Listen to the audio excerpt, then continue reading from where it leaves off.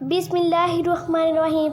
क़ज़ा कहते हैं, हरम बिन हयान से कहा गया, हमें वसीयत कीजिए। उन्होंने कहा, मैं तुम्हें सूरत अन-नहल की आखिरी आयत की वसीयत करता हूँ। और इब्न हयान ने ये आयतें लोगों को हिकमत के साथ अपने रब के रास्ते की तरफ बुलाओ और उनसे बेहतरीन तरीके से गुफ्तगू कीजिए।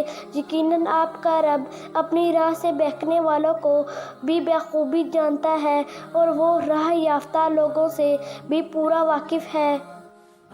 और अगर बदला लो भी बल्कि इतना ही जितना सदमा तुम्हें पहुंचाया गया हो, और अगर सब्र कर लो तो बेशक साबरों के लिए यही बेहतर है। सब्र करें, बगैर तौफीक इलाही के आप सब्र कर ही नहीं सकते, और इनके हाल पर रंजीदा ना हो, और जो मकरो फरेब ये करते हैं इनसे तंग दिल ना हो। यकीनन अल्लाह ताला परहेजगारों और नेककारों के साथ है।